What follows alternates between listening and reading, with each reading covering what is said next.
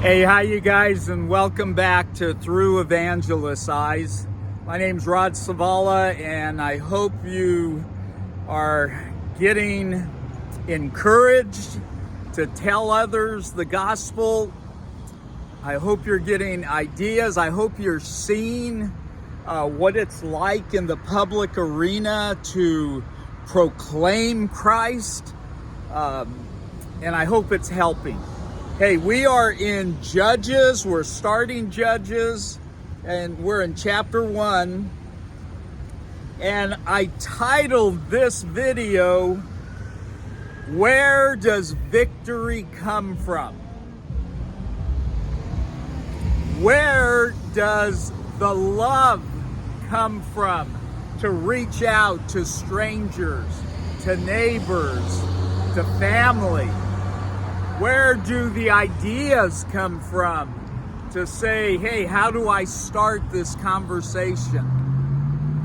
Where does the answer come from when I give somebody an answer to a question that is puzzling them?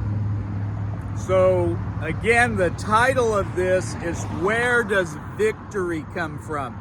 Because I believe in the Judges, after Joshua dies and the elders die off,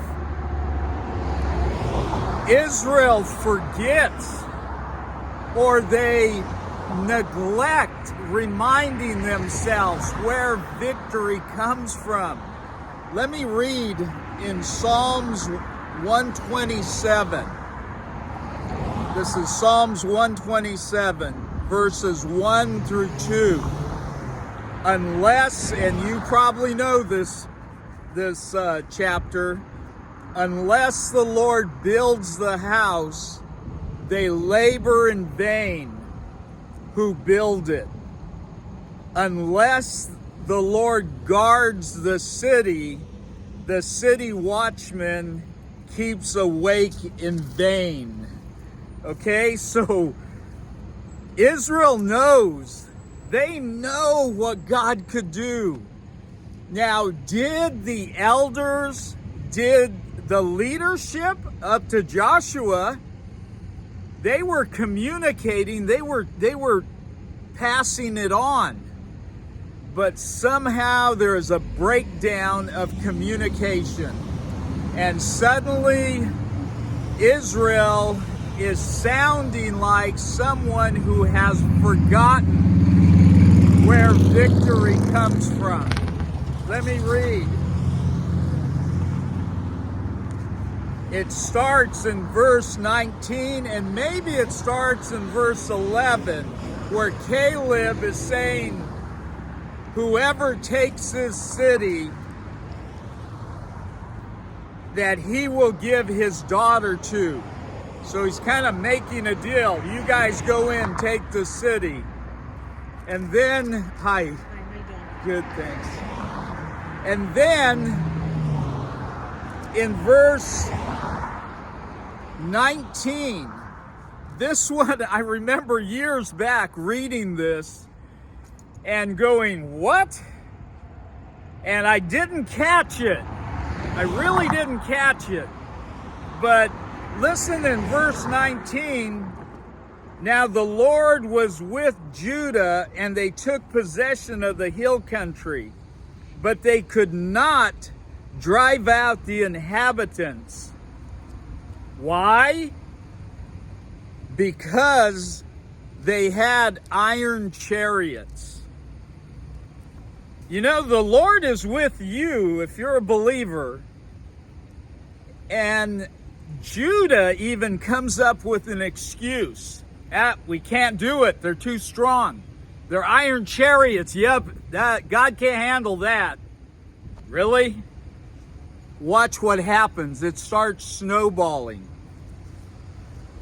In verse 21, but the sons of Benjamin did not drive out the Jebusites. They're going into their territory, and they're not cleaning up everything. They're not eliminating the kings, the inhabitants of the land. The sin, am I eliminating the sin in my life?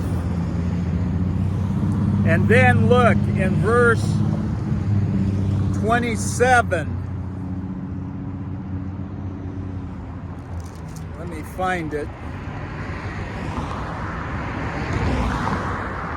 But Manasseh did not take possession. Judah gives an excuse. Benjamin gives an excuse.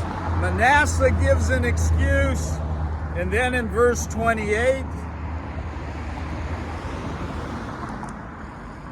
let